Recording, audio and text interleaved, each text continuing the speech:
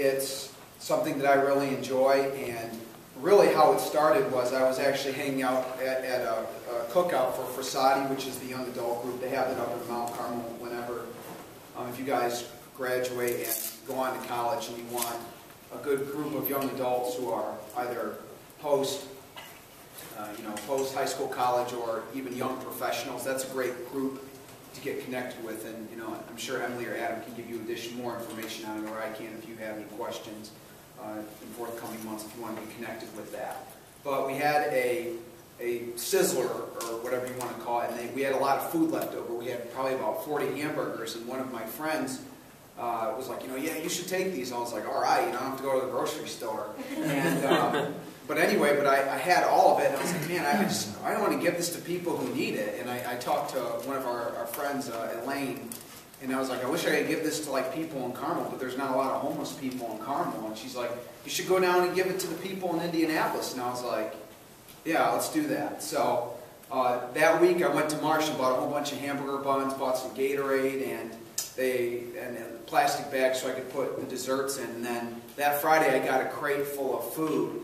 And my goal was by after my lunch, I took an extended lunch, and I wanted to get rid of everything in there. And so it was I stepped a little out of my comfort zone because I thought I wasn't going to get anything. So even walking to work, I'd ask someone who, walk out of a gas station, you want some Gatorade? They're like, sure. So that put me a little out of my comfort zone, but I really enjoyed it, and I got all of it out. So thank God. I just would sit it down and be like, here, have it, and people would, start taking things out of it. So it was very enriching. And then I told one of my friends, I went to a thing in my church, a mass at Joan of Arc later that day, and afterwards I told one of my friend Joe Ravelli about what I was doing, and he goes, that could be your calling in life. And I was like, yeah, that's something I want to do. So the next week our church had a picnic, summer picnic, so I took all the leftover food from that, and then I distributed it out, and it actually worked out really well. And as I kept doing it, I kept seeing the same people, so I'd interact with them, and then I'd start talking to them about what their game plan was. That's how I like to use it, about what they were going on with, what was going on with their lives, and what they wanted to accomplish. And one person I even talked to was someone who was disabled and who was a widow, and I work for Social Security, if you guys didn't know that, so I'm aware of what benefits are out there for people who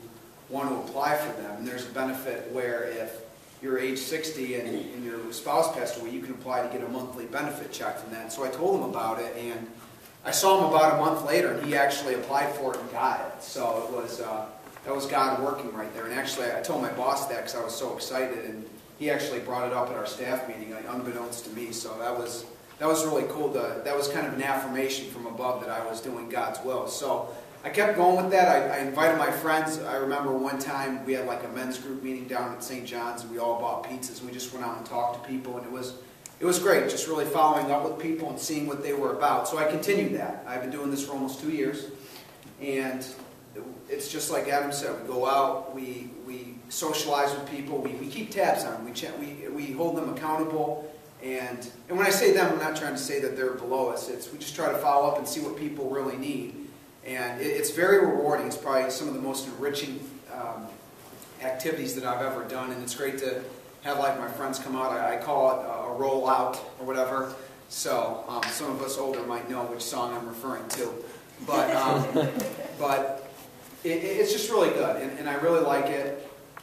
And basically, how I solicit donations, I just post on Facebook. I have a group called Operation Leftover. I say, hey, bring this, this, and this, and people usually come and are very generous. Father Rick down at St. John's, he says, we have plenty of water here if you want to take that, or we'll have leftover food. And sometimes our church will have activities where they make care packages, and we go out and distribute those. I remember one time last year we went out on St. Patrick's Day. It was on a Thursday last year and helped, and that was probably the most fun I've had in a while doing volunteer work. So it's really good. We just go out and we try to help people and see what they're at. Sometimes we pulled money together and got people bus passes. Some of the naysayers who don't approve of what I'm doing say I like to enable people, and how I like to look at it is I empower people. I want them to realize that, help is out there, but they need to have a change of attitude in order to, get their life in order. So, and we've helped a lot of people. One of my friends, George, who I interacted with last year, that was a very humbling experience to be with him, because I remember he had come to me and asked me for help, and early on in our friendship, I felt like, I kind of looked down on him a little bit, not like I was mad at him, but just, he was coming and asking me for help, and I was doing my best, but it seemed he wasn't going anywhere. And one time he was like, Andrew, all I want is respect. And that really just kind of hit me. These people who are out on the streets, they're one or two bad decisions away from where we are. And in the same breath, I try to make them realize that, there's also one or two transactions that can change their life if they start thinking in the right way. So that's kind of like what I do. What I want to do going forward is I want to try to get these people jobs. I want to try to reach out to them. I know there's a lot of good community resources that are out there that people do. There's a lot of homeless ministries out there that I've just come across. I was actually helping the homeless out last week, and this group of like 4 Broncos came up behind one of these factories, and I was like, what's going on here? But it was a group called Project Homeless, and they were ministering and feeding people. And so there's a lot of groups that are connected, and I enjoy being a part of that. But I kind of want to take it a step further. I want to hold people accountable, and I want to, get them to where they need to be. If they're here in Indianapolis because they were with a relative, and that relative died, and they have no other relatives here, and they want to go to Kansas to be reunited, we'll pull money together. We'll try to get them to where they need to be. And it's really awesome to be a part of that, to be a difference maker. And that's what I love doing. So, like I said, I really want to get these people jobs and just try to get people off the streets, because, if you're out on the streets a lot, not doing anything, that usually doesn't translate to good behavior. So, and a lot of these people are convicts, or they've had troubles with the laws, and they're just trying to get back into society. And I feel like God's calling me to really be a part of that. It's kind of almost become who I am, and I really like that. And it's just so beautiful to see the look on their face when they're like, yeah, I got that job. And I'll leave you with this. There's this one guy named George who I'm helping out this year. He asked me for some money, and I go, George, I don't give people money. I want to see what you can use that for before I give that to you. And he kind of gave me a little bit of a sob story, but I had been helping him out before, and he may have been trying to milk me a little bit, but I said, hey, I'll try to get you some sinus medication later, if you can wait a week or whatever. He's like, oh, okay. I saw him the next week, and I was like, are you feeling better? How are your sinuses? He's like, yeah. He goes, they just got better. He goes, you know why they got better? He goes, because I prayed, I listened to what you said, and God, healed me. So that's really powerful to me. I know God is there, and I know God works, and I think, like a lot of people who are out on the streets, they're no different than you and I. They just made bad decisions, and they want to get back up. I mean, you need to be careful. There are some imposters out there who just want to shake a cup just to get free beer, which unfortunately that does happen, and I've seen it very much so. So if you ever see someone out on the street, or just say a prayer to them, or if you want to give them $1 or whatever, then do that. Or if you want to buy them something from Steak and Shake or Burger King, I mean, that's your charity goes a long way, and God will reward you for that. And I'll give one more story before I get off the floor.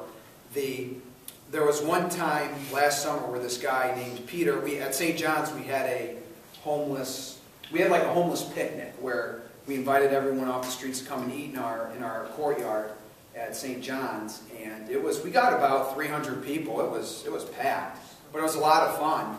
And there was this one guy there, and his name was Peter. And I just kept talking to him. He's like, I want to get out to Colorado. And he just kind of had this gaze, and I just felt like, I want to help this person, because we all know our Bible. Peter was the brother of Andrew, and I never had a brother. So I thought, maybe I was like, I feel like I want to help Peter out here. So I went and I bought him a ticket. And I'm not saying this to brag. This is just to prove a point of how good God is. I went and I bought him a ticket out to Colorado. It was about it was about $160, but the lady at the Amtrak station said, like, I'll give you a discount or whatever, because I know what you're doing. And I go, thank you. And it was about $120, and which, I could afford. I think I was getting paid that Friday, so I was like, I can take this. This is fun. This will go a long way. And then 10 days later, we actually got an award. My office at work, the component of where I work in the Social Security Administration, our teleservice center, we answer phone calls a day. We actually got an award because we had gone a whole year without getting an error. We went a whole year with giving good, accurate information to the American public. And that was a big deal. They monitor a lot of phone calls, so that was a blessing in itself that we got that. And I'd been praying for that too, and we got it. And there also came a financial reward with that, and it was about $200, almost equal to, if not more than what I helped him out. So God really, it's kind of like God reimbursed me like that. So that's really, I wasn't expecting that. I wasn't demanding that happened, but that just told me that what I'm doing is not going unnoticed from God. So the moral of the story is, if you feel God's calling you to do something like with helping people, you'll be rewarded if you do it. Matthew 25 is, I know sometimes they talk about it a lot, and sometimes you feel like it's, whatever you do the least of my brothers, if you sit back and really think about it, that's really, it's a hard lesson to really live out, but it is very, very enriching, and it's very fulfilling. So just, keep my ministry operation left over in your prayers, and just pray for people who, if you can't give money to someone, pray for them. Pray Divine Mercy Chaplet, or if you're saying your rosary, remember them in there, because prayer changes things, and I've certainly seen that this past year. So thank you. Thanks, Andrew.